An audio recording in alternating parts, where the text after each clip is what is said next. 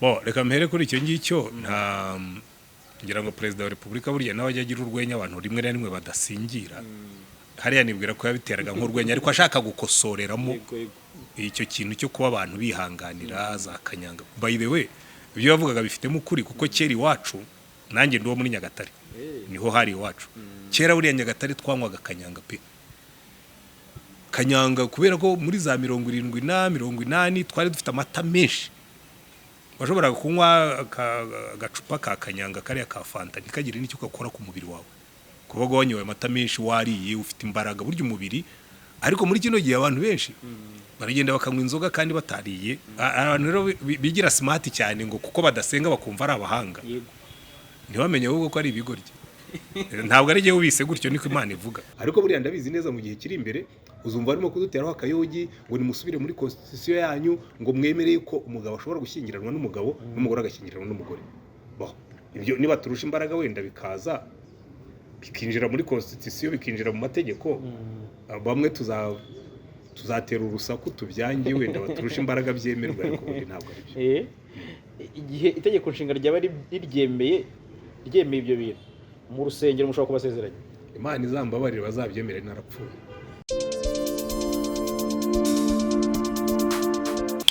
Right, JALAS Official TV turabasuhuje tubifurije ibihe byiza amahoro y'Imana abane namwe kuri mwe mudukurikiye.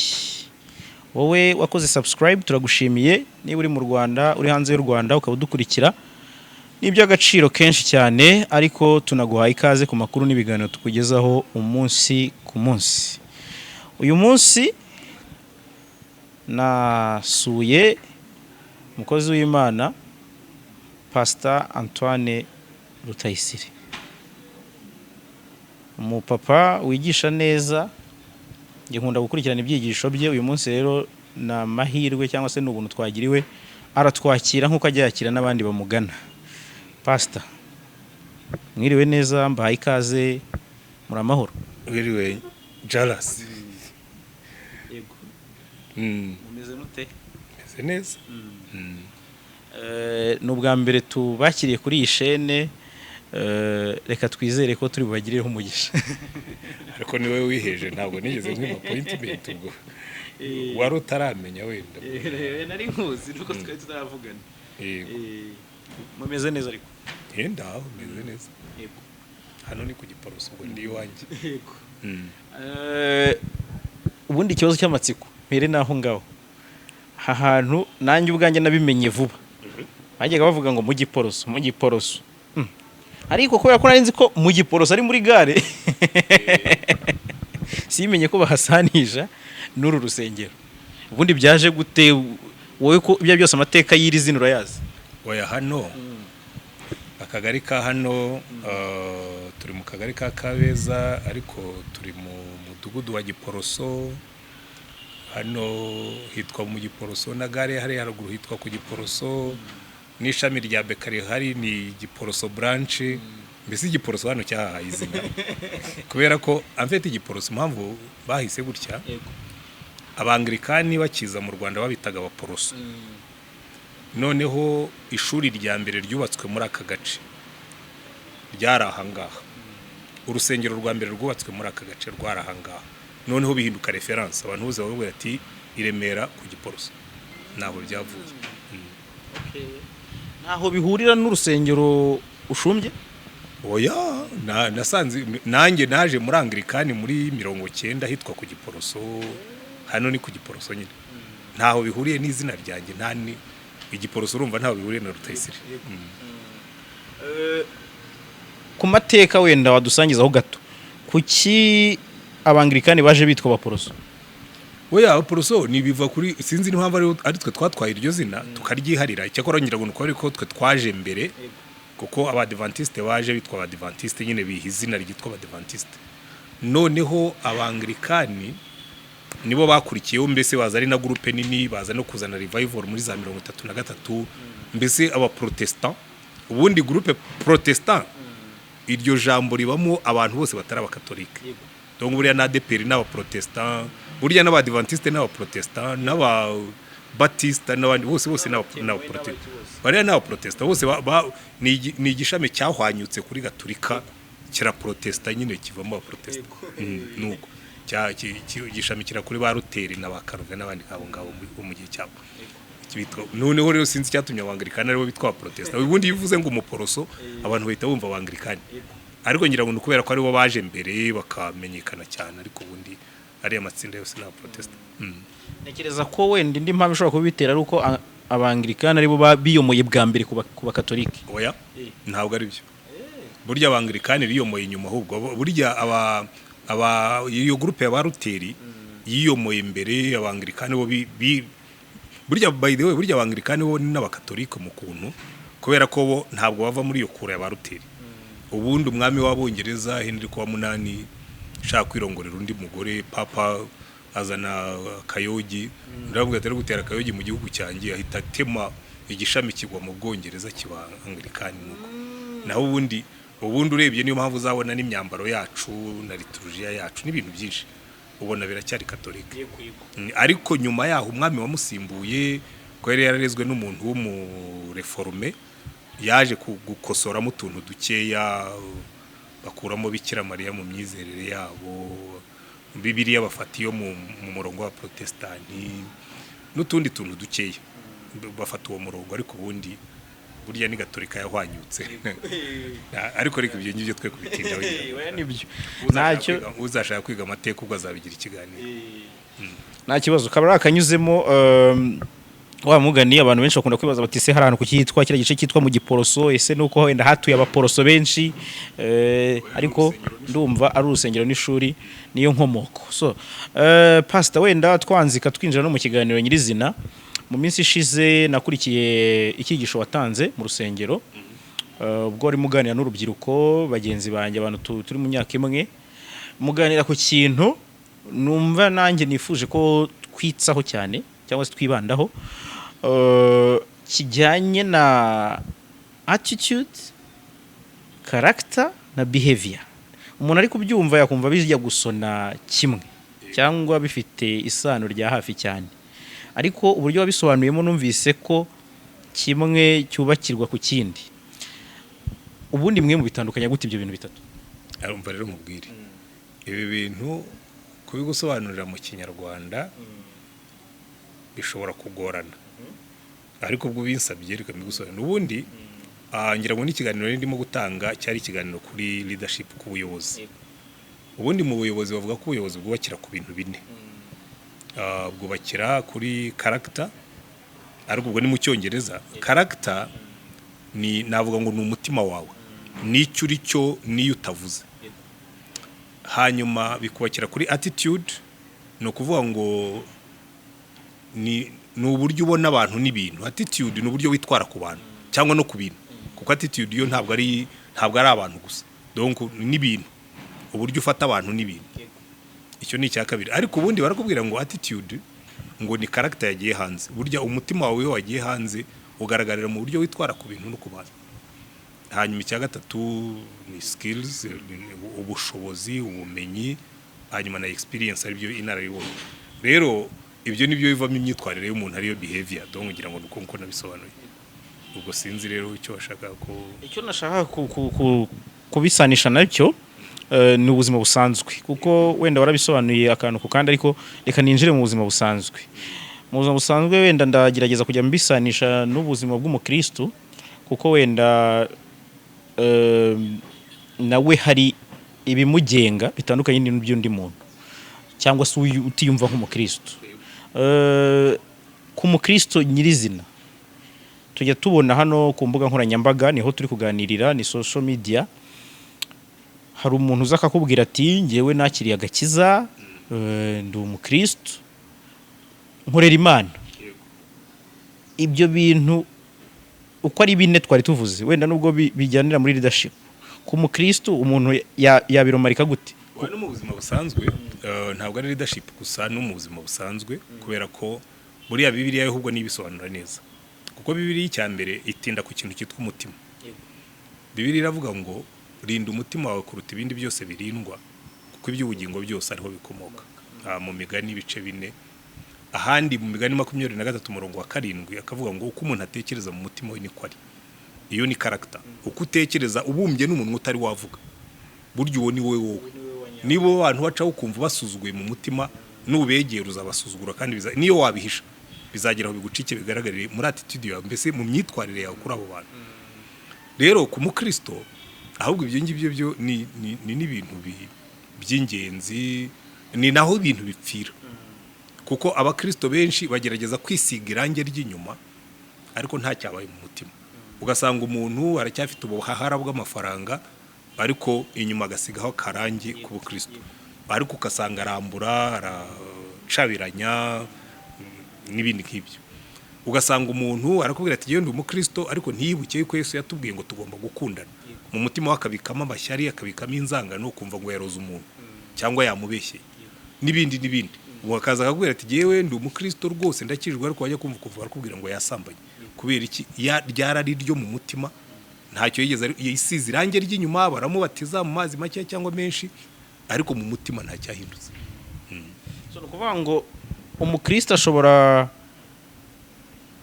kwi-expressinga mu buryo budahura na character ye. N'abantu bose ntabwo ari abakristo gusa.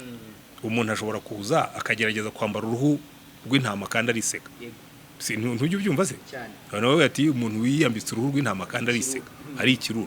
Rero urumva impamvu bavuga ngo ni uruhu rw'intama ariko aba afite umutima wiseka. Donc mimbere ibyo ahishe nibyo bibi cyane. Atahura tese character ko numva iri mu mutima mu gihe attitude ariyo expression kandi ishobora kuza itandukanye na character. Ariko buriya Bibiliya yo irabisobanura neza n'ubundi. Yesu yaravuze ngo mujye mwitondera abantu ngo bazaza ngo bameze nk'intama ariko ari amasega aryana. Ngo n'abahanuzi yavugaga bibinyoma. Abantu bagomba gukora amajitse tuzamenya dute? Avuga ati muzamenyera ku mbuto bera. Ibyo ari byose sega igiye mu ntama ikambara uruhu ntabwo bijyanywe no kuba intama. Niyo yagiye wenda yarabonye ko yubaye intama bakuragira neza ushobora kujya ikaba intama ariko amaherezo ubusega bukayinani kagaragaza bizagaragarira mu bikorwa byawe. Ibikorwa byacu burya nibyo bitugaragaza. Ubu Kristo butagira ibikorwa nyine no guseka. Nuko kwizera kutagira imirimo. Nuko nguko. Okay. Kugenda mbyumva ho gake gake.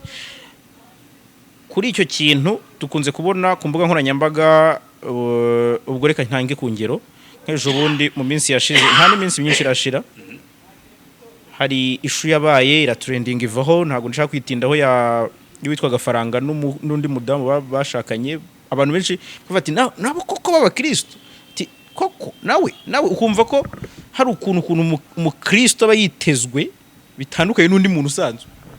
Ariko n'ubundi nibyo iyo wagiye hanze ukatura kuri umukristo si n'ubukristo gusa. Ubu ngubu ngiye nkabwira ndi umupastori kandi ndiwe bantegerezaho kwitwara nk'umupastori. Iyo ngiye hanze nkabwira ndi umunyarwanda bantegerezaho kwitwara nk'uko bazi abanyarwanda bitwara. Ninjya hanze nkabwira abantu yuko reka tuvuge ndi umusirikare. Hari ibintu bategereza ku myitwarire y'umusirikare uri muri public bazantegereza ko nitwara nk'umusirikare. Rero buri kintu cyose uvuze kuri cyo bagutegerezaho kwitwara nkacyo. Urumva rero nibindi wenda twe kugaruka muri iyo case kuko siyo twari turimo kuganiraho ariko niba hari ibintu bakoze bidahuye n'ibyo ubukristo buvuga ntabwo bitangaje ko abantu babitangarira cyangwa bakabyibaza. Ubwo nari mbivuze gutya ari urugero kubera ko nyuma yaho gatoya twabonye indi saga y'uwitwa Pastor Mutesi nawe bavuga bati yaje kubeshya abanyarwanda. Nabyo bimaze iminsi bibiri kuri social media cyane. Ati yabeshya abantu ko agiye hanze, ati ari gukinisha abantu, ati se n'abakozi b'Imana bashobora gukina prank. Ati se umukozi w'Imana we nawe yakabaye ari umuntu ushobora gukoresha amagambo aremereye avuga ati sinzabakumbura sinzagira ute nakantu video ka trendinze ke.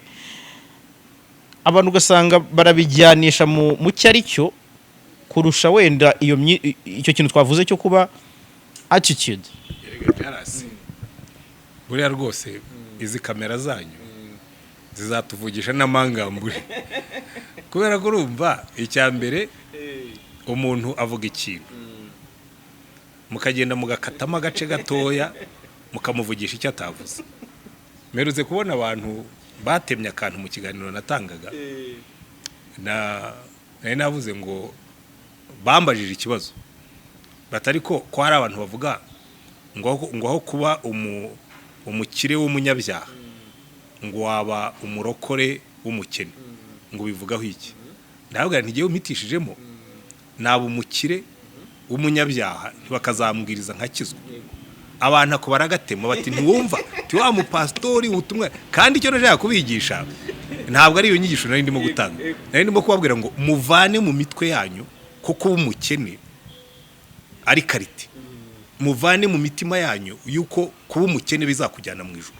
Ko hari abantu babyumva bari cyakavuga ati buriya umukene azajya mu ijuru kubera hari abakene batazajya mu ijuru kubera ko ibyaha byabakoresheje ibyaha. Ibyo rero kubibyigisha abantu ariko ukagenda ugatema amako ngaho ukagashyira tumva ibyo Rutayisire Antoine yigishije. N'uwo mu pastori mpamya ntashidikanya yuko uwasubira inyuma kumva ikiganiro giye biteka ryose murambibwira abantu n'umuntu yarabinyoherereje arambwira ati ibintu se koko warabivuze ni cyo byo byose ni giye wabivuze ariko context nabivuzemo si yo ngiyo. Buriya rero nushaka kumva icyo umuntu yavugaga ujye usubira mu nyigisho yararimo kwigisha kuko cyera twiga ibintu bya literature. Umwarimu yaratubwiye ati mujye mwirinda kuvugisha umuntu icyo atavuze. Aduha urugero tujya twigishaga igifaransa aravuga ati umuntu ashobora kuvuga ngo perezida wacu si umuhanga ni igihangaje. Yari yabivuze mu gifaransa ngo notre président n'est pas intelligent il est un génie. Urumva iyo contrast iravuga ngo ntabwo ari umuhanga gusa ahubwo ararenze. Wowe ukagenda ukagatema ukavuga uti yavuze ngo perezida wacu si umuhanga abantu bose bakavuga ati uyu muntu yatutse perezida. Rero ibyo bintu izi mikrofone zanyu ahubwo niki ntuzagikate ndabizi ubwo ngo uzabikuramo kugira ngo abantu benshi basigaye bagenda bagaterura akantu kagatrendinga kakavuga wajya kureba ugasanga si icyo umuntu yavugaga. Ubwo rero n'uwo mupastori ariko nongereho ikindi kintu kimwe ubundi ugomba kwitonda kuko kuza ati giye ndagiye no kubakumbura sinzabakumbura sinzagira gute ariko ushatse wasubira inyuma ukareba icyo yashaka kuvuga. Ariko ngira ngo icyo tuziga kuri izi kamera zanyu naryo ni ishuri kuko ni ikintu gishya tutamenyereye gukoresha. Nanjye hari igihe mbona umuntu giye nkagira n'amatsiko ikiganiro cyose nkagikurikira nkabona umuntu aratinyuka ajya kuri mikrofone avuga isaha yose avuga amagambo nk'aya ngaya amagambo akarishye amagambo ashaririye akihenura akamara inyuma. Mujye mwitonda ko tuba turi muri public. Njya mbona hari aho umubaza akakubwira ukuntu ngo yaryamanye n'abagabo kakubwira ngo n'ibitsina byabo uko byanganaga hose umuntu uyu mugore ajya atekereza ko n'abana be hari umunsi bazareba ibiganiro n'abuzukuru be wenda cyangwa n'abavandimwe bakaba barimo kubireba. So izi kamera zituvugisha byinshi sinzi icyo abantu babikorera rimwe na rimwe ariko ubwo wenda yarabivuze ko ubona ari iki cyakorwa kugira ngo mwebwe du hosting uwo mutego cyangwa ubona bituruka ku kinese n'umuntu uza wenda anyotewe no kuvuga akavuga byose. Oya buriya reka twigumire ku byo twaganiraga buriya character y'umuntu. Hari abantu baba bakunda kwigaragaza bakunda kwiyemera bakunda iyo umutunze kamera ukamutunga mikrofone character hitisoka ni sibyo nakubwiraga bya attitude. Donc na Yesu yarabivuze aravuga ngo akuzuye umutima gahita gasesekara ku munwa. Noneho umuntu akavuga uyu muntu yabonye bamwogeje burya hari abantu bamwe bamera nk'ababyinnyi wamwogeza gatoya umuntu agiramo n'abantu bazi kogeza. Buriya nk'iyo hari abo tujya dukorana ikiganiro rwose baba bafana buriya nka Pizo nyine ati akamwakserera none ukiva inyuma ukavuga ukamera nk'umubyinnyi w'umuhanga bakomeye amashyi akabyinira agakora hasi. Buriya rero hari abantu bameze baricyo bazi kwakserera ubwo wenda we nuko ari ubwa mbere dukoranye ikiganiro ndaza kumenya niba uri mu akserera cyangwa uri mu babaza ibibazo gusa ariko hari igihe rero wakserera umuntu akavuga n'ibyo atagombaga kuvuga. Ngira ngo aho niho abantu bakwiye kumenya ukamenya ariko ibi bintu ndimo kuvuga birungura icyo abandi. Buryo urubumbaze nkavuga ntiye nibyo birashoboka. Cyane ubwo hari abantu bazi kwakserera abantu nyine yamwakserera n'undi akarushaho akongera vitesse nuko. Tukiri kuri icyo kintu rero kijyanye n'imyitwarire n'ubundi niho turi cyane kuko nuko wakivuze wavuze uti nuri kugisobanura mu Kinyarwanda birakomeye ntago byoroshye ariko nge nagiye nkifatira muri iyo shusho y'imyitwarire imyitwarire n'ubundi abantu bati wavuze uti iyo wambaye ishusho abantu baba biteze nyine ikiva muri iyo shusho. Niba uri umukristo wabira bivuze ko uri umukristo abantu biteze kukubonaho ubukristo. Muri rusange imyitwarire kuza mu isi y'abantu basanzwe cyangwa se tuvuga isi kuza mu isi ngira ngo niyo terimo ikoreshwa mu gikristo, kwifatanya n'abisi cyangwa se kuba uri kumwe n'abisi. Wajera gute ubukristo bwawe uri mu isi? Icyo ni ikibazo cyiza. Nta ariko buriya ntubishyire ku bukristo gusa. Reka mvuge wajera ute ubusore bwawe n'ubunyangamugayo kandi uri hamwe n'urubyiruko runywa urumogi, runywa inzoga, runywa itabi. Ikintu cya mbere umuntu wese agomba kumenya, ugomba kugira icyo bita self definition, kwiha izina. Ukavuga ngo yewe iri niryo zina nihaye, ntabwo uzambona muri ririya zina, uru ni rwo ruhu nambara ntuzambona muri ruriya. Ukaba ari rwo ugendamo, ukamenya abakuzi bose bakamenya ngo uyu muntu ni uyu muhanda agendamo. Uku niko avuga, niko atekereza. Yewe nyambwira n'abantu hawe ni ubundi iteka ryose umuntu wiyubaha. Ibyo yavugiye muri salo ntabwo yatinya kubivugira kuri mikrofone, kuko uburi ufite icyo bita integrity. Integrity ni ukuvuga ngo ukomezemo imbere. Paulo yigeze kwandikira abakorinto aravuga ngo nizera yuko uko ngaragarira Imana ariko namwe mbagaragarira. Bivuga kuko Imana yireba ku mutima. Ubundi wagombye kuba uwo nguwo, uko ugaragarira Imana akaba ari kugaragarira n'abantu. Bivuga ngo niba mbwiye umugore wanjye ngo sinzaguhemukira, akaba azi ngo Antoine yarabivuze, buri ubwo yabivuze ntazamemukira. Niba nje nkarahira nk'umupastori, nkafata kuri Bibiliya nkarahira nkavuga ngo nzumvira umwepiskopi n'abamukurikira bose, nzakora umurimo wanjye mu bunyangamugayo, nkawukora mu bunyangamugayo. Niba mfashe idarapo y'igihugu nkarahirira u Rwanda, noneho wazajya unaniwe ukavuga ngo uriya muntu yarahirira u Rwanda niko agenda. Ubundi ibyo ngibyo nibyo yitwa ubunyangamugayo n'ubupfura, kandi ibyo ngibyo ni wa mutima, ni ya character.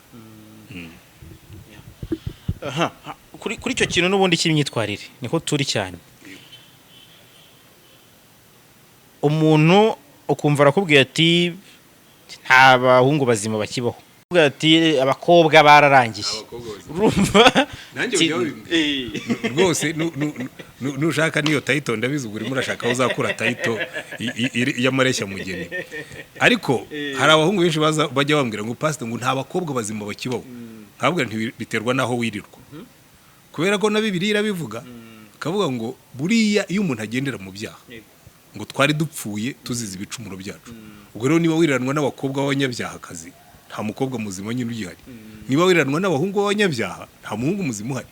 Ariko iyo ubana n'abahungu bahazi Yesu, bakijijwe, bihannye, ariko nabo batari babandi bambara uruhu rw'intama, babandi bafite umutima wa vrai, barahari. Jewe nemera ko hari abantu bazima nkuko hariho n'abandi benshi biyononye, ariko rero n'abazima baba bahari. Biva ku mutima. None se kusanga rimwe na rimwe umuntu ashobora kuvuga ati wenda ubwo nuko mba ndi mu kabari, undi akavuga ati ubwo nuko mba ntari ahantu wenda hari abakristo hari mu rusengero, ariko hari n'undi uza akakubwira ati abagore barabuze, ati no muri church usigaye ugere ukamubura. Okay, nkunzi iyo statement, ayo magambo. Nubundi ntabwo Imana yigeze ivuga kuzishakira umugore. Yaravuze ngo iminani n'imigabane uzabihabwa n'ababyeyi, ariko umufasha ugukwiriye uzamuhabwa n'Uwiteka. Ubwo rero no mu rusengero ushobora kujyayo nyine ukagwa kuri babandi bambaye uruhu rw'intama. Kandi nanjye ndabyemera kuko hari ibimenyetso simusiga njya mbona. Kuko abantu kuba buzuye urusengero ntibavuga yuko ari abakristo. No mu ntumwa za Yesu harimo Yuda. So bikubwira ngo nta kintu gitangaje kirimo. Niba mu bantu 12 harimo umwe, noneho fata abo ngabo 12 ukuba inshuro 1000, babe 12,000, uravanamo abantu 1000. So nubwo akuri umwe muri abo 1000 barumuna ba Yuda, ntabwo bitangaje. Nukuvuga ngo ahantu hose ari ubwo bari urumamfu mu ngano cyane. Ahubwo ikibazo nuko rimwe na rimwe usanga urumamfu rwenda kuba rwinshi kuruta ingano, ariko ibyo byose turi mu minsi y'imperuka. Ariko nabyo uriya ushaka kubyumva neza, ndavuga nk'umukristo, wahagarara munsi y'umusaraba. Ubundi Yesu yari afite abigishwa 12. umwe niwe wamugambaniye undi yaragerageje ariko aramwihakana abandi 9 barirutse baramusika umwe niwe wari uhagaze munsi y'umusaraba so urumva n'ubundi naho ngaho naho nubwo bari abati ntacyo bamutwaye ariko baramutereranye barirutse baragenda baramutererana uyu nawe harabaza gutererana buriya ubigariwe no muri ibyo by'abagore n'ibindi wabazaga hari umugore uzarongora agutereranye nyine mwaba bigishwa bahise bamutereranye nuko ngayo nguko kuri icyo kintu turiho wagiriye nama urubyiruko ari abakobwa ari abahungu ku kijyanye no gukora amahitamo y'uwo bazabana ubundi ni iki cy'ingenzi bagomba kwitaho ntabwo mbizi kuko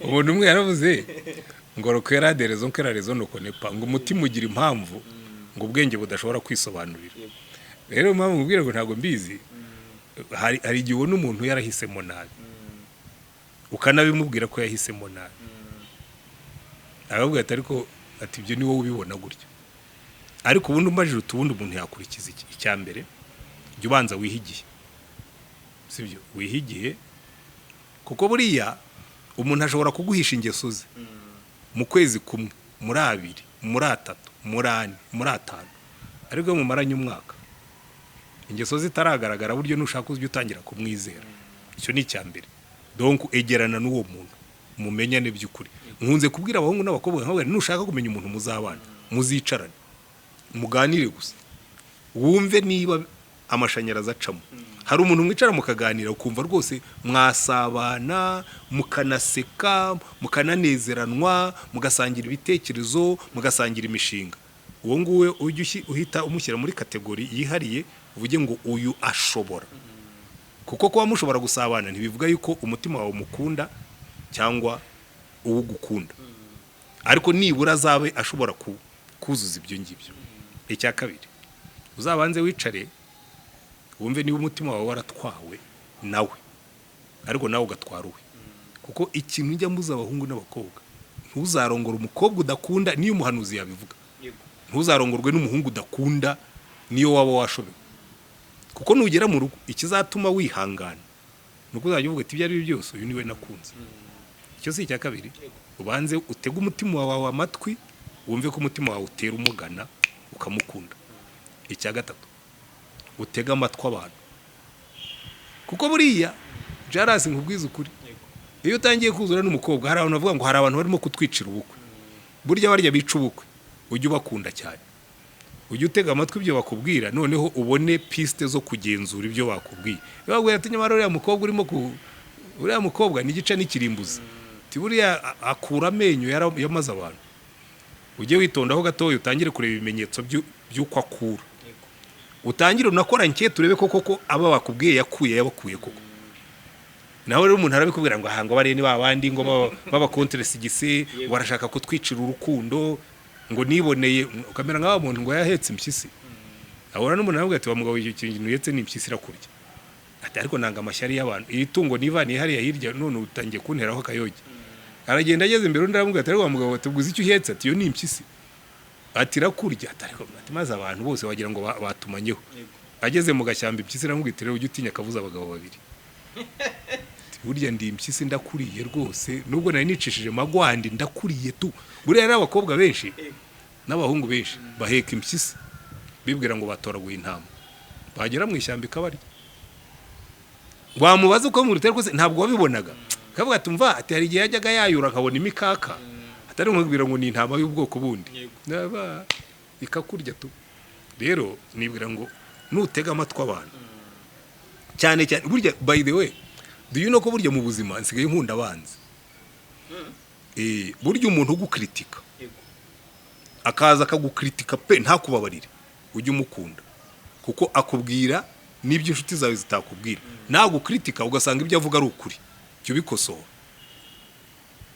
na usanga atari ukuri ujye ubishyira muri pubere uvuye uti biriya ni amashyari nukunsenya ariko kenshi burya abantu bakwanga nibo bakubwira ukuri naho inshuti zawe zo zirakubembereza zikagutwara buhoro rero n'abandi bashaka kukwicira ubukwe ntukabima amatwi ujye umubwira uti burya se koko niko ameze ariko ntuzashyire muri puberi ugende ntuzanabibwira uwo mukobwa ko nubimubwira azatangira kugerageza guhishahisha ariko uzabyihorera we kumubwira cyangwa uwo muhungu niba bakubwira turiya muhungu arasambana ariko yateye abakobwa inda yarabamaze umukobwa umwe yigeze kumbwira ngo urumva ngo ababyeyi banjye ntibashaka umuhungu twuzura ntise bamuhora iki kumukunda urumva pastor erega we ntabwo wowe wamwumvise neza ngo yateye abakobwa inda yateye abakobwa inda ngo hari abakobwa babiri yateye inda ngo ariko ngo yarambwiye ngo niba abakobwa batari seriyeze umuhungu ugendana n'abakobwa batari seriyeze ibyo ubwabyo ni ikibazo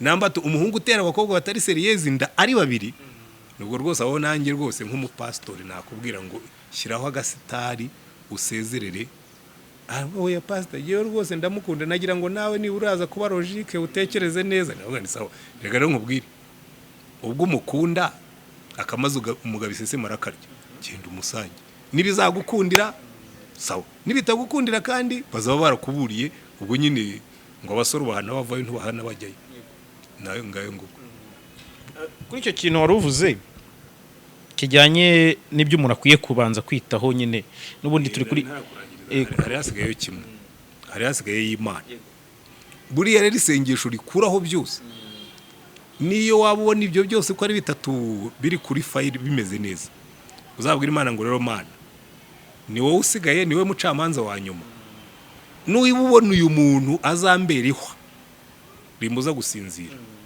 uru rukundo uzacishemo towa cishemo imirongo Imana rwose yibwiye ubikuye ku mutima ari ukuri ishyiramo imirongo ikaneza cyangwa ikamutwikurura ikavuga ati JALAS uzi wa mukobwa wavuga ushaka kurongora nguyu ukamusanga ahantu uzi wa muhungu wakubwiraga yuko ukagira gutyo ukamuhamagara ugiye kumusura ukamusanga aryamanye n'undi mukobwa mu gitanda mu gitondo yamuraraye nzi umukobwa byagenze gutyo we rwose yagiye mva tekereza ko kundi Imana ikuyobora wasenga ukavuga Mana rwose uzanyobore niba naribeshye aragenda yaratwaye computer ageze mu nzira asanga iyo computer bitari bukundi aravuga ati reka nyisege kwa boyfriend ndaza kuyifata nimugoroba ngarutse kuko gahunda zirahindutse aragenda ajyayo kuko niho bari bageze arakomanze umuboye arakinguye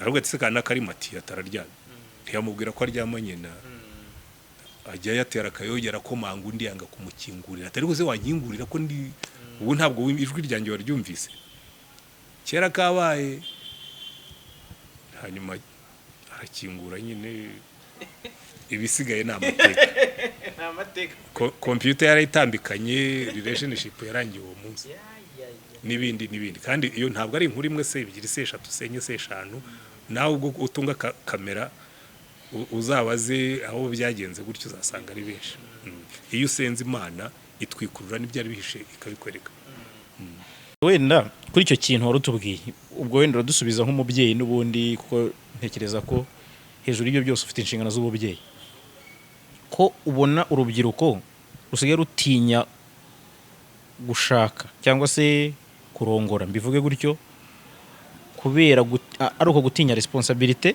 ariko no gutinya urushako akavuga ati ubumva yababwe ariko yewe JALAS ibintu mbwira ibyo ni bya bigambo by'urubyiruko buri wa gatandatu ndasezeranya abasore mbona batashatse nibo bakeya abakoze ngo ntagikwe wowe ntabwo n'abakobwa batarongoye suko batabishakaga ahubwo nuko bitaciyemo so ibyo byo byihorera ubwo n'ubwoba abantu bose bagiye kujyaho batazi bagira ubwoba ariko amaherezo bagera aho bagatinyuka bakabikora so ibyo gihe ntabwo babijya bintera ntabwo wowe ubona ko bigenda bimanuka ibiki bimanuka nyine kijyanye no ko abantu bagira inshingano imyaka niyo yiyongera kubera ko muri kino gihe ubukwe busigaye buhenze kugira ngo uzakore ubukwe muri uyu mujyi wa Kigali biragusaba amafaranga ashobora kugura inzu rero abantu barabitinya bakabanza bakareba ko nibura babona icya kabiri kizatuma bigeraho ariko endivene n'amashuri yaraje umuntu agenda yige akore bachelors ayirangize wenda afite imyaka 22 agire gutya yongereho masters abageze muri 26 agire yiha imyaka wenda 3 cyangwa 4 yo gukora akazi kugira ngo abonye urufatiro abageze muri 30 so yaba ari umuhungu yaba ari umukobwa n'amashuri yongeyeho harimo ibintu byinshi.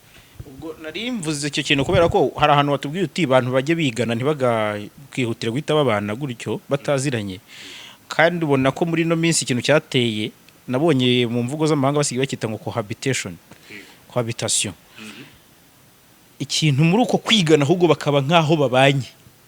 Niba hari ikintu kibi kibaho, niba hari ikintu kibi cy'ubugoryi kibaho nicyo ngicyo, ariko yewe ngaye abakobwa babijyamo ku buryo abahungu bo mushobora kubana yabona bitagenda nka shikrete wari ukajugunya agapira akakureka, ariko umukobwa wagiye akabana n'umuhungu abandi batangira kumuryanira n'inzara, watangira no kuzura nawe ariko ya mukobwa yari yabanaga na Poro muri cohabitation buryo wawiciye dosi.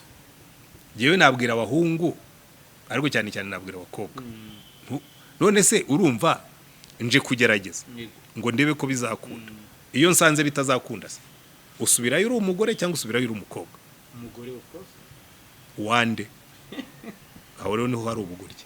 Biriya bintu abazungu barabizanye, ariko iteka ryose namwe mubishakira nibibishyigikira mubishakira oya ntabwo ari inyito mubishakira inkingi zibishyigikira bagatangira bakakubwira ubusugi ntabwo bugezweho ntacyo bukivuze. Nyamara buri muhungu wese nganiriye nawe abarimo gushaka umukobwa utararyamanye n'undi, ariko mwarangiza mukababeshya ngo ubusugi ntacyo bukivuze, ngo hanyuma warangiza ngo reka ngo nta kunywa fanta bafunguye.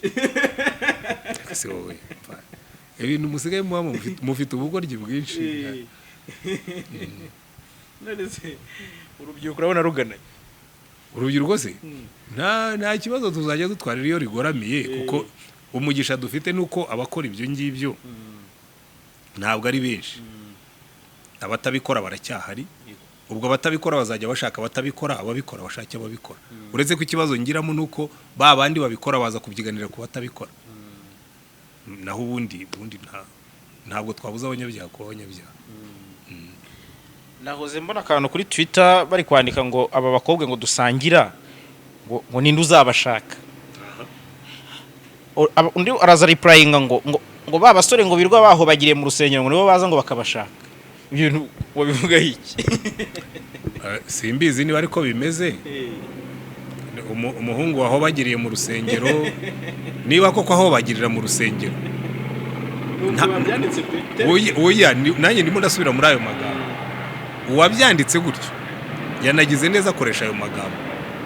Ba bahungu baho bagirira mu rusengero bakazashaka umukobwa basangiye ngo nta mana afite, kuko deja yibagiwe muri za principe naguhaye. Azaza aroromere kuri uwo nguwo basangiye nkuko mwavuze, ariko iyo abaza Imana yari kumubwira ngo ngiyewe ndi so ndagutoraniriza umukobwa ukwiranye n'umwana wanjye. Ariko nabo bavuga ngo baho bagiriye mu rusengero nibwira ko nabo baba bibeshye, ntabwo abahungu bose basenga baho bagiye. Ibyo n'abantu bamwe rega burya abantu rero bigira smart cyane ngo kuko badasenga bakumva ari abahanga, ntibamenye ahubwo ko ari ibigoryi. Ntabwo ari giye ubise gutyo niko Imana ivuga ngo umupfapfa ngo ajya yibwira ko Imana itabaho. Iryo jambo ni Bibiliya bivuga muri Zaburi ya 14 ngo umupfapfa aricara akibwira ko Imana itabaho. Burya abahungu bazi Imana mu gitabo cya Daniel bavuga ngo abazi Imana yabo bazakora iby'ubutwari. Ubu ngubu iyo mba ntazi Imana ntabwo baje kunganiriza. Nari kuba ndi umugabo usanzwe uri aho ngaho udafite n'icyo mbwira abantu. Buriya ntimuzabyibeshyeho kujya mu rusengero ntabwo bivuga ko abantu baba badafite ubwenge, ahubwo iyo ufite ubwenge ukongeraho Imana buri multiplier, kuko ufata ubwenge wakongeraho ubunyangamugayo buva mu Mana ukaba umuntu special. Ibyo nibyo benshi batasobanukiwe. Hari abandi bazi ubwenge ariko hari hanze ugenda ukareba ukabona yego yari kurushaho kuba mwizi yatagira ubwo ibyo byaha bindi byiyongeraho. ni cya kintu n'ubundi turiho cy'imyitwarire. Ubwo wigishaga waravuze uti inzoga, itabi. Ejo ubwo umushyikirano wasozaga nyakubahwa perezida wa repubulika nawe aravuga ati aka karere ka Burera ndatekereza ko gashobora kuba kabaye akanyuma kubera kanyanga nyinshi. Ati Nyagatare nayo ndashakeza ko yaba yambere kuko yagabanyije kanyanga.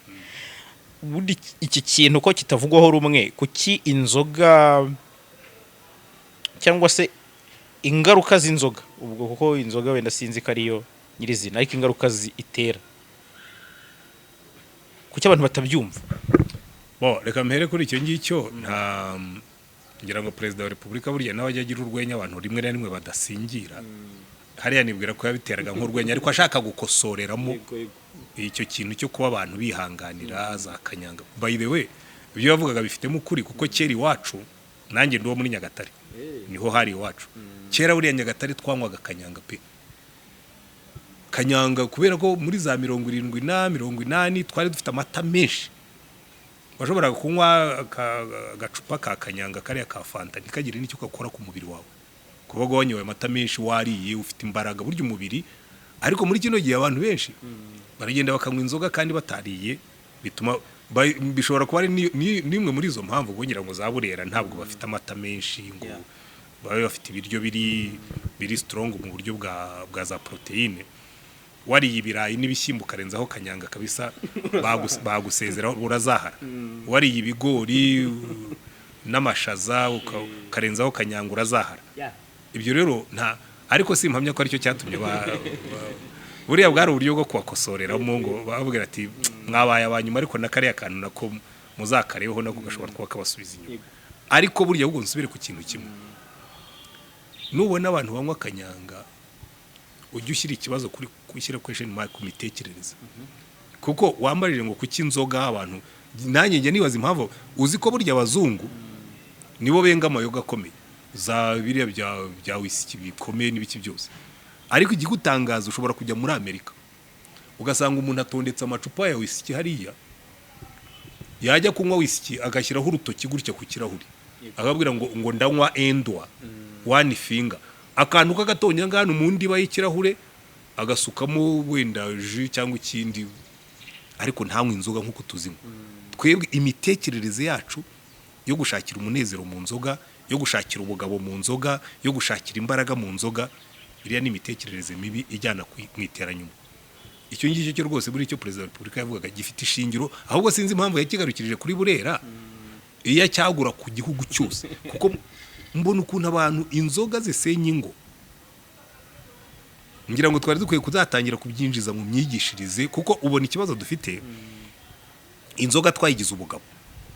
Uzarebe nkatwe tutinywera inzoga, ni natwe bavuga ngo duhobagirira mu rusengero ngo hari abantu ngo ariko ngo umuntu utanywa inzoga ngo ashobora kugira ijambo mu bagabo. Niba ngiye mu bagabo nkavuga ijambo kuko nanyoye inzoga, iryo ntabwo ari ijambo ryanjye, ni ijambo ry'inzoga. Iryanjye ndarigenda ndivuga ndi soba natekereje. Ariko umuntu ngo kugira ngo akore ikintu agomba kubanza akanywa inzoga. Icyo ni imitekerereze ituma abantu basubira inyuma, nayo dukwiye no gukosora mu buryo bw'imitekerereze. Icyo ni ikintu gikomeye cyane. Ukivugaho waravuze uti umuntu byaganje uwo muntu, ibyo nari mvuze inzoga n'itabi, ubuzima bwe buba buri habi. Hari undi ushobora kukubwira ati ngenda bijera. Yewe reka nkurikire umugani wa basogokuruza nze kongeraho na Bibiliya. Basogokuruza iravuga ngo inzoga ni imfura, ikanyobwa n'imfura, ngo uyikura mu kibindi ikagukura mu bagabo, cyangwa uyikura mu gacuma biterwa n'uko umugani wawuca. Aho wayikura hose igukura mu icupa no mu icupa ikagukura mu bagabo. Icyo hose umugani w'Abanyarwanda. Noneho muri Bibiliya mu migani bakavuga ngo umva Lemuweli mwana wanjye, ngo ntabwo ibikomangoma bikwiriye kunywa inzoga, ngo kugira ngo badaca imanza zibogamye, bakamubwira n'impamvu kugira ngo adakora ibidakwiriye. ngo ruhare urwo rushunga ndushyi ngo ruharira bihebye. Sibyo? ntabwo rero urushunga ndushyi ari inzoga y'abantu biyubashye, ariko nyine kubera ko abantu babyimitse bakakubwira ko umuntu w'umugabo agomba kuba ari umwe inzoga, ni nicyo ngira ngo perezida wa repubulika yavugaga, ariko nicyo n'Imana ivuga na Bibiliya ivuga. Buriya perezida wa repubulika kenshi ahinduka umuvugabutumwa wenda atateruye Bibiliya, ariko ibyo avuga byinshi usanga bihuye n'iby'Imana ivuga. Yego. Aha, icyo kintu ndagisobanukiwe, ariko mu minsi ishize hari ikintu nabonye kitavuzweho rumwe kandi noneho gisa nkaho gifite aho gihurira n'itorero cyangwa se n'itorero mushumiki ry'Anglikani. Ndagikeka. Ikintu kijyanye n'ubutinganyi. Bamwe bati itorero rya Anglikani ku rwego rw'isi ryemeye ubutinganyi. Ati mu Rwanda banze ubutinganyi. Ibyo bintu usi nko kugira gute? Kutuzuzanya. Tuzuzanya mu byiza ariko ntabwo tuzuzanya mu bibi. Icya mbere Bibiliya ntabwo ishyigikira ubutinganyi. So ubutinganyi buriya ntabwo ejo bundi aribwo u Rwanda rwabihakanye, kuko muri 1998 nibwo impaka zatangiye kugibwa mu nama nkuru y'Abanglikani, ibyo bita Lambeth Conference. Iyi ngiyi yo banze no kuyijyamo, batigiye mu gishyiki ibyo ngibyo nta nubwo tuzagaruka. Ariko ntabwo ari u Rwanda rwonyine burya, nuko ari rwo muzi kubera ko turi Abanyarwanda. Hari n'ibindi bihugu byinshi za Nigeria, hari n'ibyo no hanze ya Afurika. Harimo Abanglikani benshi bavuga ati no, ibyo Bibiliya ivuga nibyo tugenderaho, ntabwo tuzakurikira ibyo abandi barimo kutubwira. Rero mu Rwanda twebwe twabihakanye kuko niko ijambo ry'Imana rivuga kandi nibyo tugenderaho. Pastor, ugize umukristo muri korali cyangwa mu zindi nshingano nyuma ukaza gutahura ko afite aho ahuriye n'ibyo bintu, wamuca? Ntabwo namuca, ariko ntabwo yakomeza kuririmba muri korali. Nkuko aririmba no muri korali, tukamusanga ari umusambanyi uhora akora ibyo twamwaga, twamukura muri korali, kuko muri korali uba uhagaze imbere y'abandi ubabwiriza ubutumwa mu ndirimbo. Nkuko uri umupasitori uhagarara imbere y'abandi wambara ikanzu ubabwiriza ushingiye kuri Bibiliya. Nkuko uri umwarimu w'ikanisa n'undi wese ukora imirimo mu itorero. By the way, nkubwije ukuri, nk'abakora imirimo mu itorero hano, niyo yateye fiyanse uko tumufata siko dufata abandi bakristo, kuko ni umukozi. Hari ibihano duteganya bitamukinagaza, bitamuhohotera, ariko bimwereka ko ibyo yakoze tutabishima. Ajya imbere y'abakristo agasaba imbabazi ko yatengushye inshingano. Ibyo rero ni ibintu bisanzwe. Baje erega buriya, reka maze ngusobanurire ikintu kimwe. N'abagenzi bawe bandi harabajya babimbaza, nkabwira nti erega bundi ubutinganyi ni icyaha kimwe n'ibindi. Ubutinganyi muri Bibiliya yaravuga ngo nibasanga umuntu atingana, sibyo, umugabo atinga umugabo cyangwa umugore atinga undi mugore, bazabatera amabuye bapfe. Nibasanga umugabo asambana n'umugore utari uwe, bazatera amabuye bapfe.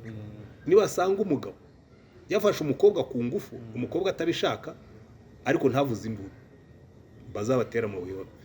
Naba yamufatiye mu gasozi akabura umutabara, azamukwe amurongore kuko yamwangije. Urumva rero ibyaha, ubusambanyi bwose Imana, nibasanga umuntu atinga itungo, nawe bazamutera amabuye, n'iryo tungo baritera amabuye ripfe. Urumva ibyo byaha byose bijyanye n'ubusambanyi bihanishwa igihano kimwe. Bivuga ngo ku Mana ubusambanyi babuhana kimwe. Rero ikibazo cy'abatinganyi bifite ahubwo nuko muri kino gihe barashaka ngo tubyemere ko ari imibereho. Barashaka ngo icyaha cyabo tugifate nk'imibereho. Donc twumve ko umugabo warongoye umugabo afite duruwa zimwe n'umugabo warongoye umugore, tubakire kimwe, tubasezeranye kimwe, tubafate kimwe. Tukavuga ngo ya winsaba yuko mfata ibyaha nkabifata nk'ubuzima busanzwe, reka bikomeze bibi ibyaha. Wenda ntituzagutera amabuye kuko ntibikibaho, ariko winsaba ngo nimbyemere nk'ubuzima. Aho niho ikosa riri, naho ikibazo gikomeye cyane. Ni naho nayo matorero arimo gukora ibibazo, guteza ibibazo. Urabona burya mu Rwanda hari ibihugu byakoze icyo bita criminalisation. Ubutinganyi babugize icyaha gihanwa n'amategeko. Twebwe constitution yacu ntacyo bivugaho, ariko burya hari iki bivugaho. Ko yaravuze ngo twemera gushyingirwa hagati y'umugabo n'umugore. mu yandi magambo ntabwo twemera gushyingirwa hagati y'umugore n'undi mugore no hagati y'umugabo n'undi mugabo. Ariko buriya ndabizi neza mu gihe kiri imbere uzumva arimo kuduteraho akayogi ngo nimusubire muri constitution yanyu ngo mwemere yuko umugabo ashobora gushyingiranwa n'umugabo n'umugore agashyingiranwa n'umugore. Ibyo niba turusha imbaraga wenda bikaza bikinjira muri constitution bikinjira mu mategeko, bamwe tuzatera urusaku tubyangiye wenda baturusha imbaraga byemerwa, ariko ubundi ntabwo ari byo. Igihe itegeko nshinga ryaba ryemeye ibyo bintu mu rusengero mushobora kubasezeranya. Imana izambabarire bazabyemere narapfuye. Yewe umva nkubwire utazabura n'ikigeragezo. JALAS nkubwiza ukuri ntabwo nibona mpagaze mfashe ari uriya muhungu yambwiye ko yitwa Marius n'ubwanwa bwe na JALAS n'akanwa ke bahagaze imbere yanjye ngo JALAS ngo wemeye uko Marius ngo abo mufasha wawe Imana y'isi n'ijuru, hanyuma nangiza nkabiha umugisha. Imana izabimbabarire ntabwo ibyo nzigera mbikora rwose. Niyo babishyiraho mu itegeko bakavuga ngo umupastori utazabasezeranya bazamwirukane mu pastori, icyo gihe nahitamo gukuramo ikanzu n'indahiro nkazireka nkajyana n'Imana aho kujyana n'abanyabyaha. Ariko reka nongereho, ariko nanone ushyizeho itegeko rikavuga ngo abatinganyi tuzajya tubatera amabuye, ntabwo weranoya bihorere abanyabyaha bose n'ubundi ngomba kubabwira ubutumwa. Kereka numbwira ngo tugiye gusubira mu mategeko ya Mose uko yarameze kera, tuvuge ngo n'umugabo tuzasanga asambana n'umugore wundi nawe tuzamutera amabuye, n'umutinganyi tumutera amabuye, icyo gihe abantu bose bazatinya gusambana. Ariko iyo rubanuyemo bamwe ukabahana wihanukiriye abandi ukabihorera, icyo gihe uba utangiye kugira icyo mu gifaransa bita deux poids deux mesures, kugira ibipimo bitandukanye ku byaha bimwe. Niba ari icyaha n'ikibi icyaha kuri bose, ubusambanyi tubwita ibyaha kandi bose bahana. Nko mu bihugu by'abakomunisite babigenza by'abayisilamu nta kibazo nawe mfitemo. Okay. Aha, icyo n'ubundi cyari gifite aho gihuriye na ya myitwarire navugaga. Kuko nuko nakiranshije ukwacyo, ariko nacyo kiri mu myitwarire, kuko ntekereza ko kiri no muri bya bindi bya character. Kuko hariho n'abasore tujya tuganira kamwe ati ariko pastor ati numva ati nkururwa n'abahungu kuruta kuko nkururwa n'abakobwa. Bavuga iyo ni imitekerereze y'abadayimoni. Ko burya Satani aca mu bitekerezo byacu. Arabwira ngo genetics zanjye ngo genetics zawe nta kibazo zifite. Niba ushobora kutinga umuhungu ushobora kubana n'umugore. Simple. Dongo niba igitsina cyawe gishobora gukora ubutinganyi gishobora no kurongora umukobwa cyangwa utari ikiremba muri make. Nari nanze gukoresha amagambo akomeye cyane. So niba ufite igitsina gikora gifunctiona normalement ukaba ushobora gutinga umugabo ucishije hahandi aho bacisha ntaza hariho, ubwo n'ubundi wacishaho byagenewe bigomba kunyura ukarongora umugore. Icyo ngira ngo ntabwo ari ikintu gikomeye cyane. Ikiba gigomba guhinduka niki mindset, ya character, ya mitekerereze, ya mindset, kwicara kumva igitekerezo kikubwira ngo ariko buriya ngo Marius ngo niwe wakubera umugore, ukamubwira ngo oya Marius ni umugabo afite ubwanwa ntabwo ari uriya si umugore. Iyi gitekerezo iyo kirwanije kirapfa. Nicyo kintu abantu bije kubwira ngo yanga urumva ngo biba bindimo, niyo byakubamo nubirwanya bizapfa. Nkuko nanjye ndwanya kubona ese ko abagore bankurura kuki ntaryamana nabo. Kamemu nanjye ndi muzima. Iyo mbonye abagore beza hari barangurura, hari rukuruzi bagira marangamutima ushobora kubagira. Kuki se ntabakurikira ngo njye gusambana nabo. Nuko mbwira umutima wanjye ngo umutima wanjye ndi umupastori mfite umugore, ntabwo nziruka inyuma y'abagore. Nawe bwira umutima wawe ngo ndi umuhungu sinzarongora umugabo. Umutima wawe ntabwo uzanga kuko umutima turawutegeka. Ariko abantu bawe ngo ni genetics nizanjye sinzi. Hari ubwo umuntu akubwira ati niko navutse. Oya nanjye hari uko navutse ariko kunjyana mu byaha. Sibyo? Kandi ukabyirinda. Kandi nkabyirinda. So niba genetics niko ariko waravutse je nta kibazo mfite. Genetics nta kibazo mfitanye nazo. Nizanjye sinzi.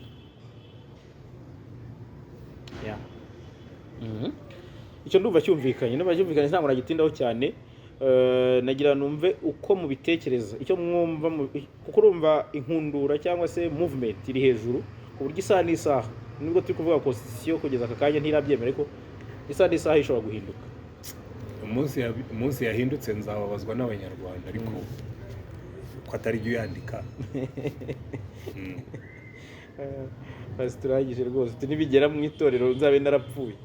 ndasaba Imana ngo bizagere naragiye ntagihari kuko nababara ariko zikubona oya nta nubwo ari no mu itorero gusa no mu Rwanda kuzabona abanyarwanda tugeze ahantu aho kubasezeranya meya asezeranya abatinganyi pasitori akabiha umugisha icyo gihe natwe tuzaba twagiye aho abandi bagera. Ese nawe wemera ko iki kintu ari propaganda, ari agenda politiki y'uburyo bwo kugabanya abaturage ku isi?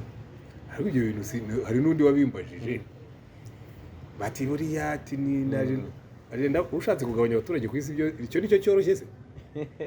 Uburyo bwo kurimita kororoka. Nshatse kugabanya abaturage ku isi mbikoze yewe nanabikoze no mu buryo bw'ubugome. Nabwira abaganga tukabyumvikanaho nkavuga nti nubona umugore amaze kubyara abana babiri ujye umutera urushinge urwite vaccination ariko ruba ari urwo guhagarika urubyaro bikarangira byashoboka cyane, ntabwo guhindura abantu batinganye ahubwo ni plan demoniaque, ni ibintu bya satani byo kurakaza Imana. Naho ushatse kugabanya abaturage ubuse mu Bushinwa ntibabikoze bigakunda, bashyizeho itegeko ryo kubyara umwana umwe kandi ubu ikibazo bafite urakizi nicyo kubakura muri iyo mitekerereze yo bakabyara benshi byaranze. Abantu barabifata bakabimenyera, wabwira uti mubivemo noneho twabonye ubukungu bwazamutse mu byare benshi bakaba n'ibindi babishatse byakunda utagombye kujya muri ibyo by'ubutinganyi. Yego. Turi kuri rezo sosiyo zikoreshwa na buri wese uvuga uko ashaka, nyine ni ukwishyura ukizana ko buri wese afungura akawunti akirekura akavuga ibye, yaba ari abandika yaba ari twebwe dupublishinga ibi by'amavideo, n'undi wese afite uburenganzira 100%. Umukristo yakabaye akoresha ati imbuga nkoranyambaga cyangwa yakabaye abana nazo gute kugira ngo hato atisanga ari gukonsoma ibintu bimukura mu bukristo? Reka mpere kuba bijyamo. Umukristo uzakora nkoranyambaga y'urukozasoni ubwo azaba yatatiye amahame ya gikristo, kuko birahari birasobanutse, imirimo ya kamere ngiye iragaragara, gukora ibiteye isoni iby'isoni nkezo. Ubwo wagiye muri ibyo ngibyo uba wavuye mu murongo. Ubijyamo we rwose we ndamutangarira cyane, kuko kuba ibintu biri imbere yanjye ntibivuga yuko ibije byose ngomba kubyakira, sibyo? Niyo mpamvu Bibiliya yatubwira ngo rinda umutima wawe kuruta ibindi byose birindwa, ku by'ubugingo byose niho biri. Kuvuga ngo ngewe nzarinda ibyinjira muri jyewe. Hari ibintu ndeba nkavuga ngo ibi ngibi no. Iyo ndinze umutima wanjye nkunda uburyo mu Cyongereza hamwe babisemuye baravuze ngo stand porter to your heart, ngo uhagarare nk'umwenteriseke cyangwa umukeke cyangwa umutopuseke cyangwa undi museke muri bariya basi bose. Uhagarare ku mutima wawe, ibijemo byose ubanze ubiscreening, wicishe muri ya mashini, wicishe mu cyuma n'ibisakuzo ujugunye hanze. Ibijegera byose ubibwire ngo no, ntabwo mwinjira hano. Nibidi kuri wa undi so mu consomateur kandi wari we ndimo kuvuga. Wa mu consomateur ni uzabuza ibintu kwinjira muri we, kuko ntabwo nzareka kujya kuri YouTube. Ngewe ngiye kwishakira ubutumwa nkahura n'uvuga ngo uburyo ngira guta abagore, uburyo ibindi nk'ibyo nawe ujya ubona. Ibyo ngibyo mbibonye mbicaho. Ntabwo umwanda wose nzasanga mu muhanda nzawushyira mu modoka yanjye. Kuba biri mu mufuka ntibivuga ko ndi bubiterure nkabitahana. Ndagenda ngura umufuka w'ibirayi ariko ntabwo nzaterura umufuka w'amadeshe. N'ibindi ni nk'ibyo ngibyo. Nubwo biri ku muhanda umwe ntabwo nzabiterura. Icyo ngicyo nta n'ikibazo cyagombye kubamo, nta no gutekereza kabiri. So wa wundi ubikonsoma, nyine kandi yiyumva nk'umukristo. Iyo uriye umwanda ntibizagutangaze n'urwara inzoka, ko ibyinjiye muri wowe nibyo bisohoka nanone. Rubbish in rubbish out. Umwanda iyo winjiye hasohoka umwanda, so niba urya umwanda ntibizagutangaze n'ubona uvuga umwanda ugasohora umwanda. Akantu mbwiye karakomeye. Reka tugasoreza. Turi gusoza kuko ufite izindi gahunda nyinshi cyane. Uravuga uti umuntu amenye ibyo gufata n'ibyo kudafata. mu gihe ari ku mbuga nkoranyambaga, cyane amenye ibimuraje ishinga n'ibyo n'ibyo kwirinda. Umuntu bitewe n'imyaka akenshi buriya ntekereza ko nabyo bikonta, hari ubwo umuntu aba afite amatsiko akavuga ati ibi bintu bigenda bite, ibi bigenda bite, bikamuviramo gutestinga n'ibitari ngombwa. Ubwo no mu buzima busanzwe niko bigenda, uretse n'ibyo bya social media turiho, usanga umwana atajya gutestinga itabi, atangiye kuba umujene mubyiruka n'izo nzoga n'ibindi byose bamushukisha bagenzi be, kubera ko nyine ari ibintu atabonye, ashaka kugenda yumvaho asogongera. Ibyo byo mubigenza gute kugira ngo uwo muntu cyangwa uwo mwana cyangwa se reka mvuge umwana cyane cyane, kuko umuntu mukuru nyine aba afite amahitamo ye, abazi byose. Uwo mwana, uwo mwangavu cyangwa se iyo ngimbi, wa muntu ukimeze nk'uri gutestinga buri kamwe, aho wamuhiye inama cyangwa mwe mubigenza mute nk'ababyeyi abashumba? ngira ngo icyo ni ikibazo cyiza, ahubwo gisaba yuko abantu babifatira ingamba zisobanutse. Icya mbere cyo kumenya ni ibiki biri aho ngaho. Icya kabiri ni iki gituma abantu bajyayo. Icya gatatu tuzabigisha iki, tuzababurira dute kugira ngo be kujya bajya gushakira ahatari. Kuko abenshi bagiyeyo koko, hari n'abagiye rwose bari innocent, nta mugambi mubi bafite, akaba afite ibintu atazi, akavuga ati reka njye kubyiga. Ahubwo twagombye kwiga uburyo tuzigisha ibintu by'imibonano mpuzabitsina, n'urugero, kuko ni nako ibyo kenshi abantu bakunze guhumiraho, ku buryo ushobora kubyigisha mu buryo buzima, abantu bakaba bazi ko hari ahantu ushobora kujya bakabinyigisha, ntagombye kujya kubivoma muri uriya mwanda. Hari n'abagabo bato n'abagore bato bajya gushakira, akavuga ati mbona ibi bintu bitaranoga, bitatunganye, reka njye kureba ko hariya navoma y'ubwenge. Ibyo rero ngira ngo natwe tubifitemo amakosa, kuko impamvu abantu bacu bajya kunywa ibiroha nuko nta masoko meza twaremye bashobora kwigiraho ibyo ngibyo. Ibyo ngira ngo nabyo biri mu byo dukwiye kuziga, uburyo twajya tubikora neza kugira ngo abantu bacu be kuyobera muri ibyo biroha, bitabuza ko hari n'abazabiyoberaho. Uburyo burambye, uravuga uti dutekereze amasoko meza yo kubaha mbere y'uko bajya kunywa ibiroha. Kandi abakristo nabo bakavuga ati mu ndangagaciro ti wenda hari ibyo ntavuga,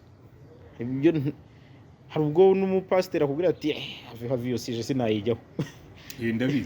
Ndabizi kuko hari suje ntajya numva na rimwe mu biganiro by'abubatsi ngo ukuyemo no mu rubyiruko, kandi izo ngizo nizo zitera amatsiko abantu. Ubwo rero ngira ngo ni ibintu bisabye ko abantu bazabyiga bakarenga izo mbibi twashyizeho, bakareba uburyo babikora ku buryo abantu biga mu mvugo yumvikana ariko nzima, ntibajye gushakira ahatariho.